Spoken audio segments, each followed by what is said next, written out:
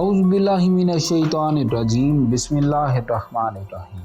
السلام علیکم ناظرین گرامی، ہلاکو خان تاریخ کے ان ظالم ترین لوگوں میں سے تھا جنہوں نے حکومت کے لالچ میں ظلم و بربریت کی وہ داستان رقم کی کہ زمین لرز اٹھی۔ اس کے ظلم اور وحشی پن کا اندازہ آپ اس بات سے لگا سکتے ہیں کہ اس نے تقریباً 4 کروڑ مسلمانوں کا بڑی بے دردی سے قتل عام کیا اور دریائے دجلہ مسلمانوں کے خون سے سرخ ہو گیا۔ ہلاکو خان کا مقصد مسلمانوں کے مقدس مقامات کو تباہ کر کے منگول سلطنت کا ولی عہد بننا تھا۔ اسی دوران جب اس نے فلسطین پر حملہ کیا، اس کا چچا زاد بھائی مسلمان ہو گیا اور مصر نے اس کو بدترین شکست سے دوچار کیا۔ جب جنگ ہار کر واپس آیا تو اس سے بغداد بھی چھن چکا تھا۔ شکست کے غصے میں ہلاکو خان مسلمانوں پر اور زیادہ بھڑک گیا۔ اپنے غم و غصے کی بھڑاس نکالنے کے لیے اس نے مسلمان قیدیوں کی 3 صفیں لگوا دی۔ خونی منظر دیکھ کر یہ اپنے آپ کو تسکین پہنچانا چاہتا تھا، لیکن اللہ کی لاٹھی میں آواز نہیں ہوتی۔ چست چلاک، تندرست اور بے پناہ طاقت کے مالک ہلاکو خان کا اپنے ہی گھوڑے سے گر کر مرنے کا واقعہ کچھ یوں ہے۔ ناظرین گرامی، اس دنیا کا ظالم و وحشی ترین انسان ہلاکو خان اپنے گھوڑے پہ شان سے بیٹھا ہوا تھا۔ چاروں طرف تتاری افواج کی صفیں کھڑی تھی۔ سب سے آگے ہلاکو خان کا گھوڑا تھا۔ ہلاکو خان کے سامنے قیدی مسلمانوں کی 3 صفیں کھڑی کی گئی تھی جن کو آج ہلاکو خان نے اپنے حکم پر قتل ہوتے دیکھنا تھا۔ پھر وہ ظالم بولا، ان کے سر قلم کر دو، اور جلاد نے لوگوں کے سر کاٹنے شروع کر دیے۔ پہلی صف میں ایک کی گردن گئی، دوسرے کی گئی، تیسرے چوتھے کی۔ پہلی صف میں ایک بے قصور بوڑھا غریب قیدی جو کہ اپنے گھر کا واحد کفیل بھی کھڑا تھا، موت کے ڈر کی وجہ سے دوسری صف میں چلا گیا۔ پہلی صف کا مکمل صفایا ہو گیا۔ ہلاکو خان کی نظروں نے اس بوڑھے کو دیکھ لیا تھا کہ وہ موت کے خوف سے اپنی پہلی صف کو چھوڑ کر دوسری صف میں چلا گیا تھا۔ ہلاکو خان گھوڑے پر بیٹھا ہوا ہاتھ میں طاقتور گرز لیے اچھال کر اس سے کھیل رہا تھا اور مسلمانوں کے قتل کا منظر دیکھ کر اس کھیل سے خود کو خوش کر رہا تھا۔ جلادوں نے دوسری صف پہ تلوار کے وار شروع کی۔ گردنیں آن کی آن گرنے لگیں۔ جلاد تلوار چلا رہے تھے اور خون کے فوارے اچھل اچھل کر زمین پر گر رہے تھے۔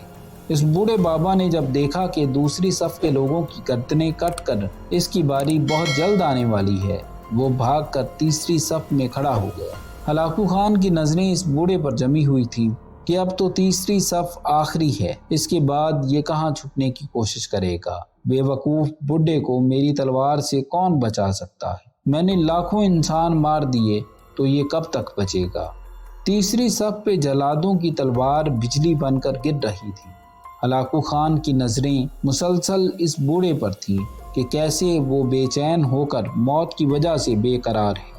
تیسری صف کے انسانوں کی گردنیں گر رہی تھیں۔ جلاد بجلی کی سی تیزی سے اس بوڑھے بابا کو پہنچا۔ ہلاکو خان کی آواز گونجی، رک جاؤ، اس کو ابھی کچھ نہ کہو۔ بابا بتا، پہلی صف سے تو دوسری صف میں بھاگ آیا، پھر وہ ختم ہوئی تو تیسری صف میں بھاگ آیا۔ بابا اب بتا، پیچھے کوئی اور صف بھی نہیں، اب تو بھاگ کر کہاں جائے گا؟ اب تجھے مجھ سے کون بچائے گا؟ اس بوڑھے نے آسمان کی طرف دیکھا اور کہا، میں نے پہلی صف کو اس لیے چھوڑا کہ شاید میں دوسرے میں بچ جاؤں، لیکن موت وہاں بھی پہنچی۔ دوسری صف کو چھوڑ دیا کہ شاید تیسری میں بچ جاؤں۔ ہلاکو نے گرز کو ہاتھ میں اچھالتے ہوئے کہا، بابا کیسی خام خیالی ہے، یہ کیسی بہکی باتیں کر رہے ہو؟ بھلا تمہیں میری تلوار سے بھی کوئی بچا سکتا ہے؟ بوڑھے مسلمان نے زمین و آسمان کی ہر چیز کے مالک اس وحدہ لا شریک رب پر بے انتہا یقین کے ساتھ کہا، وہ اوپر والی ذات اگر چاہے تو کچھ بھی ہو سکتا ہے، اور اگر وہ چاہے تو مجھے تجھ سے بچا بھی سکتا ہے۔ کیسے بچا سکتا ہے؟ ہلاکو خان نے اتنے تکبر میں آ کر کہا کہ اس کے ہاتھ سے گرز گر پڑا۔ ہلاکو خان چابک دست، ہوشیار، جنگجو اور چلاک انسان تھا۔ ہلاکو خان گھوڑے کے اوپر بیٹھے بیٹھے گرے ہوئے گرز کو اٹھانے کے لیے خود کو جھکایا کہ زمین پر گرنے سے پہلے ہی وہ اسے ہوا میں ہی پکڑ لے۔ اسی کوشش میں ہلاکو خان کا ایک پاؤں رکاب سے نکلا اور وہ گھوڑے سے نیچے آ پڑا، جبکہ دوسرا پاؤں رکاب میں ہی پھنس کر رہ گیا۔ ہلاکو خان کا گھوڑا اتنا ڈر گیا کہ بھاگ نکلا۔ ہلاکو نے خود کو بچانے کی بڑی کوشش کی، لشکر بھی حرکت میں آ گیا، لیکن گھوڑا اتنا طاقتور تھا کہ کسی کے قابو میں نہ آیا۔ وہ ہلاکو خان کو پتھروں پر گھسیٹ گھسیٹ کر بھگاتا رہا، یہاں تک کہ ہلاکو کا سر پتھروں سے پٹک پٹک کر اس قدر لہو لہان ہو گیا کہ اس کی روح چند ہی منٹوں میں اپنے اس تکبر بھرے وجود کو چھوڑ کر جہنم رسید ہو گئی۔ لشکر نے جب بے انتہا کوششوں کے بعد ہلاکو خان کے طاقتور گھوڑے کو قابو کیا تو اس وقت تک اس کا سر برے طریقے سے کچلا جا چکا تھا۔ ہلاکو کا لشکر اس بوڑھے بزرگ سے اتنا خوف زدہ ہو گیا کہ لشکر نے اسے جان بوجھ کر نظر انداز کر دیا اور وہ بابا بڑے آرام اور سکون سے پیدل ہی اپنے گھر کی طرف چل پڑا۔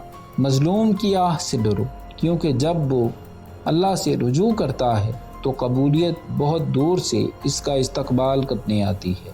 ناظرین گرامی، اس کے ساتھ ہی ہماری آج کی ویڈیو کا اختتام ہوتا ہے۔